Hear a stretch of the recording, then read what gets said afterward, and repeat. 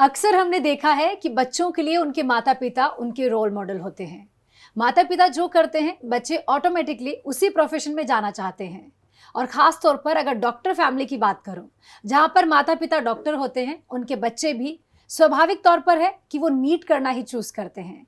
लेकिन आज मैं आपको एक ऐसे स्टूडेंट से, एक ऐसे टॉपर से मिलवाने वाली हूं जिनके मम्मी पापा और बड़ी बहन तीनों ही डॉक्टर हैं, लेकिन बावजूद उसके उनका इंटरेस्ट मैथ्स में है, जेई की तरफ था।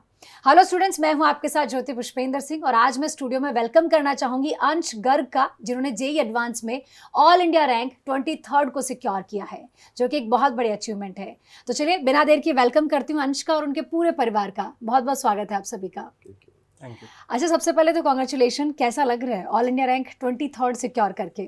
काफ़ी नया एक्सपीरियंस है, काफ़ी ओवरवेलमिंग है एंड दिल से अच्छा लग रहा है क्योंकि 2 साल की जो पूरी मेहनत थी वो फाइनली जब देखते हो कि आपने इतने घंटे दिए, हर रोज़ आप लगे रहे, वो जब फाइनली उसका काम आता है, वो जब अपनी वर्थ प्रूफ करके आपको दिखाता है तो बहुत अच्छा लगता है। सर, आपको कैसा लग रहा है? वाकई यकीन था अंश कर लेगा? हाँ, अंश के ऊपर यकीन पूरा था, पर जब उसका आउटकम आता है तो और बेहतर लगता है। ओके, अच्छा मैम, आप क्या कहेंगी? कैसा लग रहा है? एक माँ के तौर पर एक अलग ही खुशी होती है जब बच्चा कुछ बहुत अच्छा बड़ा लग रहा करता है और अनबिलीवेबल लग रहा है। जैसे मतलब इतनी रैंक की उम्मीद नहीं थी, था कि अच्छा करेगा, पर इतनी अच्छी रैंक लेके आएगा ये। अच्छा मैम, आप डॉक्टर हैं, सर भी डॉक्टर हैं, अंश की बड़ी बहन जो है वो फिलहाल एमबीबीएस कर रहे हैं, वो भी भाभी डॉक्टर हैं। ऐसे में पूरे परिवार में पहले से माहौल है कि सभी डॉक्टर्स हैं। अंश का एकदम से इंटरेस्ट जेई की तरफ या मैथ की तरफ कब हुआ और आपने इसके डिसीजन को कैसे देखा? शुरू से ही था, इसका इंटरेस्ट मैथ्स की तरफ ही था। बायो इसको अच्छी नहीं लगती थी बचपन से ही तो इसका Okay. यही डिसीजन था, मुझे आईआईटी करना है। और हमने भी फोर्स नहीं किया, हमने कहा जो बच्चा चाहे वो ही करे। अच्छा अंश, आप इसमें क्या कहेंगे? जी, यही मैंने बचपन से देखा है डॉक्टर्स की लाइफ, डॉक्टर्स का प्रोफेशन, तो वो मेरे को लगता है मेरे लिए एटलीस्ट सही नहीं है। It's a bit hectic, but हाँ, इट्स अ नोबल प्रोफेशन। अच्छा प्रोफेशन ऑब्वियसली अच्छा है, बट मेरा इंक्लिनेशन स्टार्टिंग से ही मैथ्स के टुवर्ड्स ज़्यादा रहा है, तो मुझे इस फील्ड में ही परस्यू करना था। अच्छा सर, आप क्या कहेंगे? मोस्टली हम देखते हैं ना कि पेरेंट्स बच्चों को कहीं अपनी गाइडेंस और अपने एक्सपीरियंस से कहते हैं कि नहीं, तुम्हें इसी प्रोफेशन में जाना चाहिए। ऐसे में आपने इसके डिसीजन को कैसे देखा? नहीं, इसका इंटरेस्ट शुरू से ही मैथ साइड और टेक्निकल साइड ज़्यादा था, तो इसका इंटरेस्ट जो था वो हमें ठीक लगा। जो था और उसका आपने सम्मान हाँ। भी किया। अच्छा सर, ऐसा भी क्यों होता है? मुझे लग रहा है आज आप ही बता दीजिए कि मोस्टली होता है कि अगर हस्बैंड वाइफ दोनों डॉक्टर होते हैं तो मतलब ये बाई चांस हो जाता है? ये इसमें दोनों ही चीज़ें हैं ओके और बाई चांस भी हो जाता है, प्रेफरेंस भी रहती है, ओके। और एक ही प्रोफेशन में होते हैं तो काम करने में थोड़ा सुविधाजनक भी रहता है। अच्छा, क्या कुछ चीज़ें ऐसी होती है जो एक दूसरे का जब सेम प्रोफेशन होता है तो समझने में आसानी रहती है? हाँ, ये तो है, अंडरस्टैंडिंग रहती है। दोनों को ही पता रहता है कि हाँ। क्या कुछ चीज़ें अचानक से किस तरह से काम आ जाता है। अच्छा, अंश के बारे में अगर मैं जानना चाहूँ, बचपन में अंश किस तरह के बच्चे रहे हैं? क्या कभी बहुत शरारती, जिद्दी इस तरह से रहे हैं या कुछ आपको किस्से याद हैं कि अंश कैसे करते थे? शरारती तो रहे पर जिद्दी नहीं रहे कभी भी अच्छा, शरारती रहे पर शरारती जिद्दी रहे उन्होंने पर कभी जिद्दी नहीं नहीं की। थे अच्छा सर, आप क्या कहेंगे? कभी पिता के तौर पर डांटना पड़ा? नहीं, कभी ऐसा उसने मौका नहीं दिया डांटने का, और अच्छा बच्चा। अच्छा बच्चा रहे। अंश, पहली बार तारीफ सुन रहे हो खुद की? नहीं, तारीफ तो बहुत सालों से अच्छा, बहुत समय से बहुत सुन रहे हो। समय से। अच्छा सर, जब सोचा कि चलो 10th के बाद एक मैं कहूँगी सही टाइम होता है जो अपन को चूज करना पड़ता है कि मुझे जेई करना है, नीट करना है, उसके लिए मुझे कहाँ जाके प्रिपरेशन करनी है, तो ऐसे में अंश को कोटा भेजना ही कैसे तय किया? घर से इतना दूर लगा नहीं कि कैसे रहेगा बच्चा कोटा अकेला? के बारे में पहले से काफ़ी कुछ सुन रखा था, अच्छा सुन रखा था। मेरी बेटी ने भी एलन से ही तैयारी की थी। अच्छा, नीट की हाँ, प्रिपरेशन यहीं नीट से की करी है? प्रिपरेशन यहीं से की थी, तो पहले से मालूम था कि यहाँ पूरा जो भी सिस्टम है हम्म। पूरा सिस्टमेटिक तरीके से चलता है, कहीं भी कोई उसमें झोल नहीं है। बस बच्चे को अपना गोल पता होना चाहिए और यहाँ टीचर्स पूरा अच्छे से गाइड करते हैं। अगर बच्चा सपोर्टिव है तो यहाँ टीचर बहुत हेल्पफुल है। अगर बच्चा पढ़ने में हाँ, वाकई अपने बच्चे एक को सपने के साथ आया है तो बच्चे को पूरा अपना गोल सपोर्ट है। पता होना चाहिए, तो टीचर बहुत अच्छे से हेल्प करते हैं। अच्छा अंश, इसमें आप क्या कहना चाहोगे? घर से दूर रहना कैसा है? घर से दूर रहना दोनों चीज़ें हैं। अगर काफ़ी टाइम के लिए रहता है थोड़ा बहुत घर की याद भी आती है, बट देन इवेंचुअली आपको अगर कुछ अचीव करना है, कुछ बड़ा करना है, तो घर से तो बाहर रहना ही पड़ेगा। अच्छा मैम, आपको कभी नहीं लगा कि एक होता है ना कि घर पे आप जब होते हो तो बच्चों के लिए सब कुछ होता है, मुझे लगता है माँ मतलब घर हो गया एक पूरा, सब कुछ बहुत इजी वे में बच्चों को मिल जाता है, लेकिन घर से दूर जब किसी सपने के लिए, हायर स्टडी के लिए बच्चों को बाहर भेजते हैं तो माँ के मन में एक डर ज़रूर रहता है, टाइम पे खाएगा कि नहीं, टाइम पे उठेगा कि नहीं। नहीं, इसका क्या है, शुरू से बोर्डिंग में रहा है 7th से, तो इस चीज़ का तो कुछ भी नहीं लगता था, खाएगा नहीं या पिएगा नहीं। अच्छा, आप बचपन से ही बाहर जी। रहे? 7th से बोर्डिंग में है ये। ओके। अच्छा, दीदी से बहुत सारी गाइडेंस मिली होगी अंश आपको, क्योंकि वो पहले से यहाँ पे रह कर गए हैं। जी जी, दीदी मेरी कोई कोटा में रही, उनको काफ़ी एक्सपीरियंस है, तो उन्होंने काफ़ी सपोर्ट दिया थ्रू आउट 2 इयर्स। कभी टेस्ट में अच्छे मार्क्स नहीं आए, दीदी ने काफ़ी हेल्प की उस चीज़ में, मोटिवेट करी उसे कोप अप करने में, खुद का मूड सही करने में, और दीदी से बात करके हमेशा काफ़ी रिफ्रेशिंग लगता था, काफ़ी अच्छा लगता था। अच्छा अंश, कोटा जब आप पहली बार आए, और क्योंकि आपने दीदी से बहुत कुछ सुना होगा और प्लस इंटरनेट पे मैं कहूँगी सब कुछ अवेलेबल है, आप बहुत आसानी से देख जी। सकते हो कि कोई भी शहर के बारे में जब हम सोचते हैं तो वहाँ किस किस तरह की जी। चीज़ें होंगी, लेकिन कोटा जब आप पहली बार आए, वो पहला इंप्रेशन आप पर कैसा था? पहला इंप्रेशन काफ़ी अच्छा था कोटा का, क्योंकि हर जगह आप जब देखते हो कि बच्चे हैं जो कि उसी चीज़ की तैयारी कर रहे हैं जिस चीज़ की तैयारी आप करने आए हो, तो वो एक सपोर्टिंग लगता है। काफ़ी अच्छा पीयर ग्रुप भी मिला मुझे कोटा में, सारी फैसिलिटीज़ काफ़ी अच्छी थी, हॉस्टल, मेस, सारी काफ़ी बढ़िया फैसिलिटीज़ थी, हर जगह जगह पे स्टेशनरीज़ हैं, तो लगता है कि हाँ पूरा पढ़ाई वाला इन्वायरमेंट है, हर जगह लोग पढ़ते हुए दिखते हैं, तो खुद से भी अंदर एक मोटिवेशन आती है, पीयर ग्रुप काफ़ी अच्छा मिलता है, तो ये सारी चीज़ें डेफिनेटली ऐड होती हैं और एक बड़ा फैक्टर है किसी की भी सक्सेस का। सर, बच्चा जब कोई किसी चीज़ की प्रिपरेशन कर रहा होता है तो माता पिता एक अपडेट लेते रहते हैं कि क्या हो रहा है पढ़ाई में या बाकी चीज़ों में भी क्या हो रहा है, क्योंकि कहीं ना कहीं बच्चे की मन की बात जानना भी बहुत ज़रूरी है। ऐसे में थ्रू आउट जर्नी आप कैसे अपडेट लेते थे, कैसे कनेक्ट रहते थे अंश के साथ? नहीं, इसके ऊपर हमें पूरा कॉन्फिडेंस था कि ये जो करेगा वो अच्छा करेगा, और ये अपने आप को या दूसरे को बेवकूफ़ नहीं बनाता कभी भी पढ़ाई के बारे में, या किसी, अगर इसको नहीं पढ़ना है तो उस दिन नहीं पढ़ेगा, अगर पढ़ना है तो अपना आज का गोल पूरा करके तभी उठेगा ये, चाहे स्पोर्ट्स एक्टिविटी हो या कोई भी एक्टिविटी हो, एक दिन का उसका गोल फिक्स है तो वो पूरा करेगा। तो हम लोग तो कभी कोटा भी बहुत रेयरली ही आते थे, और ना कभी ऐसे टीचर्स वगैरह से या उससे मैंने कभी अपडेट नहीं लिया इसके बारे में। ओके। ये खुद ही बता देता हाँ पापा ठीक चल रहा है। अच्छा, कभी आपको भी नहीं डांटना पड़ा अंश को पढ़ाई के लिए? नहीं, बचपन में नहीं। चलो मैं अगर बात करूं कि होमवर्क के लिए फोर्स करना पड़ा होगा, नहीं, स्कूल नहीं। से वापस आ गए तो होमवर्क कर नहीं लो, नहीं, अपने ऐसा अंश के साथ कभी नहीं अपने रहा? आप ही किया है इसने, ये जो भी किया है अपने आप ही किया स्कूलिंग है। से ही टॉपर रहा है, हर क्लास में टॉपर रहा है शुरू से। दोनों भाई बहन पढ़ाई में मतलब बहुत अच्छे रहे? हाँ, दोनों हाँ, अच्छे। दोनों अच्छे। अच्छा अंश, कोटा आ गए, एलन को ज्वाइन कर लिया, वो पहला दिन क्लासरूम का कैसा था, और स्कूल के बाद में जब हम कोचिंग में आते हैं क्या डिफरेंस आपने पाया? पहला दिन मैं बोलूँगा डेफिनेटली टायरिंग लगा, क्योंकि स्कूल में हमारी जो क्लासेस होती हैं, स्कूल में छोटी आधे घंटे की क्लास, 40 मिनट्स की क्लास ऐसी रहती है, बट देन यहाँ जब सबसे पहले दिन जब 3 क्लासेस 1.5 आवर्स की करी तो डेफिनेटली टायरिंग लगा, बट इवेंचुअली फिर वो भी कम लगने लगता है कि यार और कर लेंगे, कोई दिक्कत नहीं है।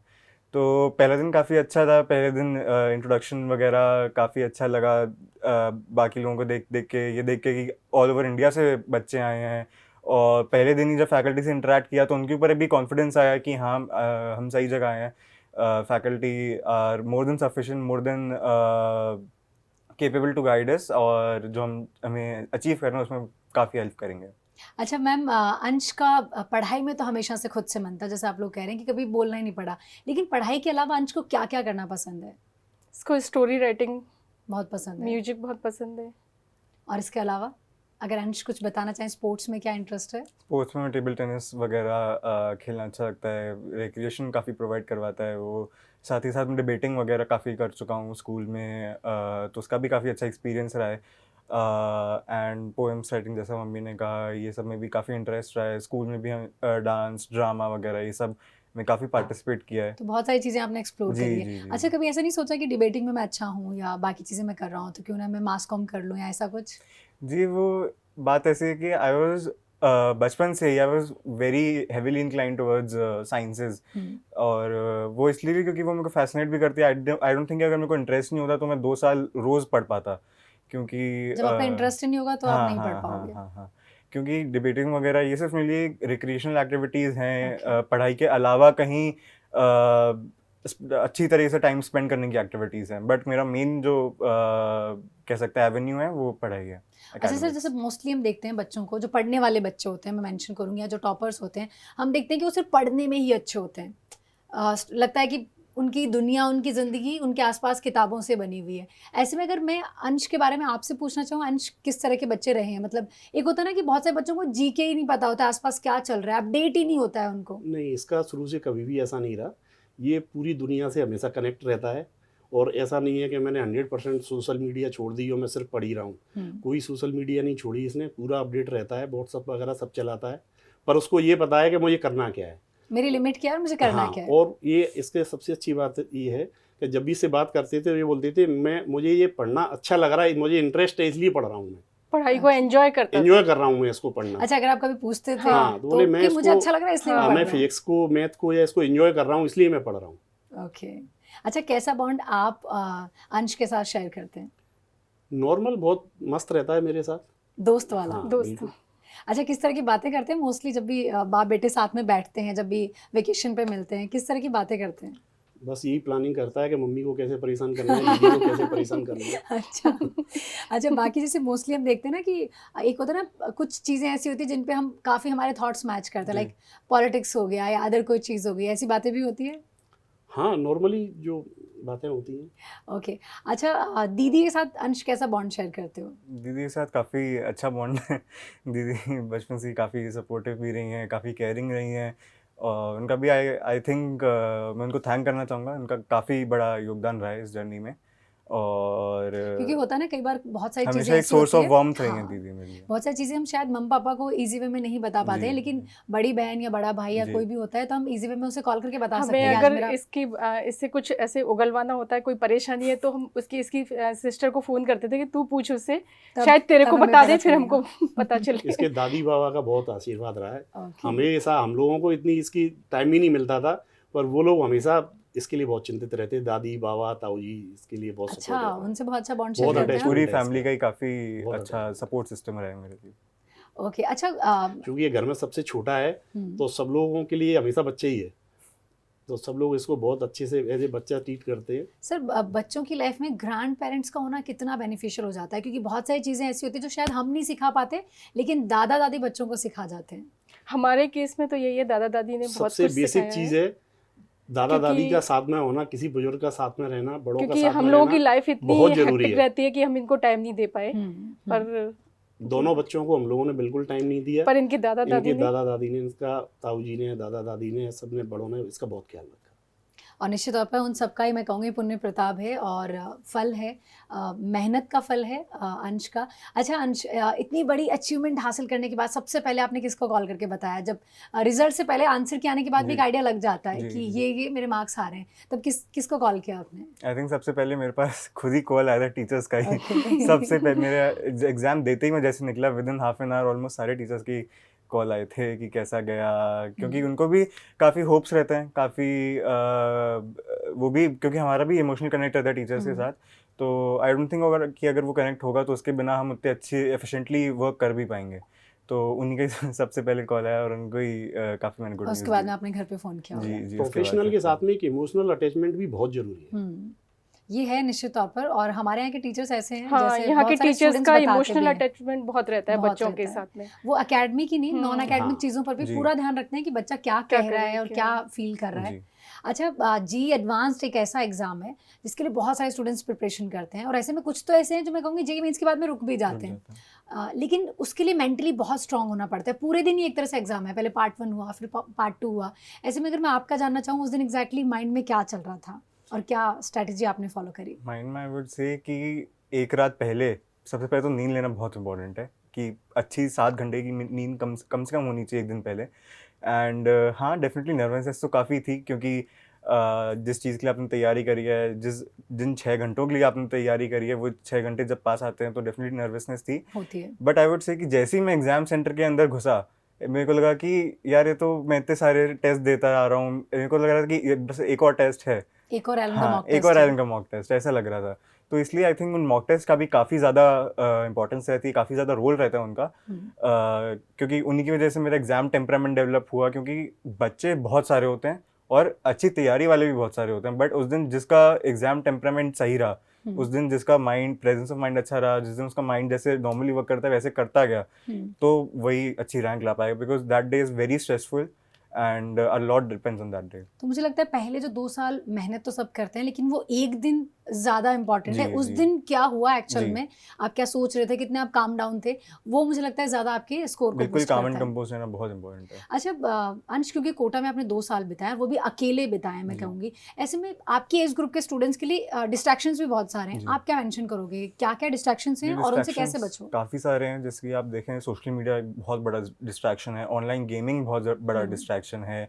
कई लोग कभी भी अगर मार्क्स कम आए या किसी भी चीज़ से निराश हों तो वो ग्रेटिफिकेशन के लिए मूवीज़ देखने जाना या बाहर घूमना ये सब देखते हैं, और ये एक हद तक बिल्कुल सही है, एक हद तक तो हमें करना भी चाहिए, but beyond that it becomes very irrelevant, और उसमें अपना टाइम और एनर्जी वेस्ट करना I don't think is necessary और is what we should do at that time.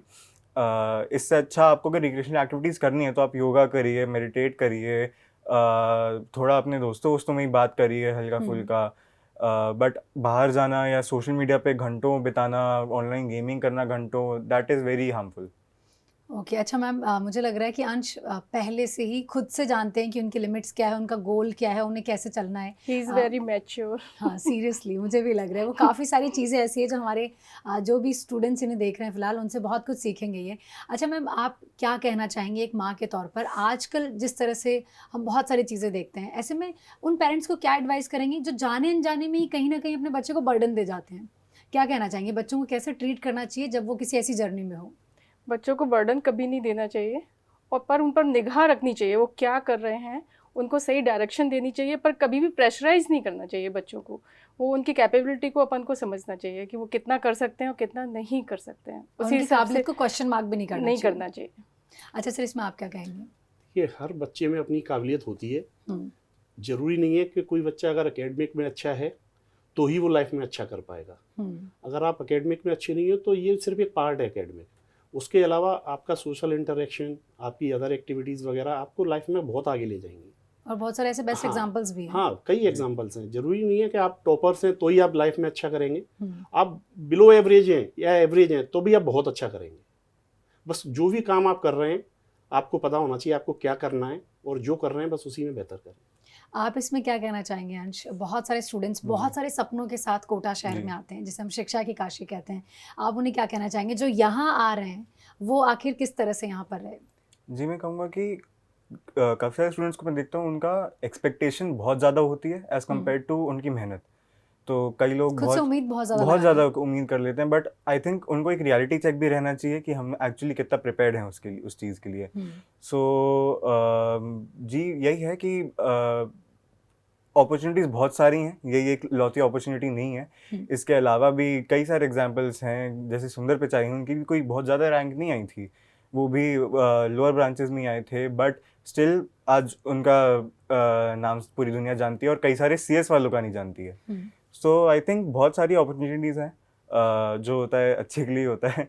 सो अगर यहाँ पे अगर किसी को इतना सक्सेस नहीं मिलता तो डज नॉट मीन कि he is not capable to do something, वो और कहीं भी झंडे गाड़ सकता है। तो जिंदगी बहुत बड़ी है, जी एक चीज़ से खुद को जज नहीं करना जी। चाहिए। अच्छा अंश, ड्रीम कॉलेज कौन सा है, क्या सोचा है? क्योंकि स्कूल कोचिंग सब हो गया, जो सपना था वो भी पूरा हो जी। गया, अब कितने एक्साइटेड हो कॉलेज के लिए? कॉलेज के लिए बहुत एक्साइटेड हूँ।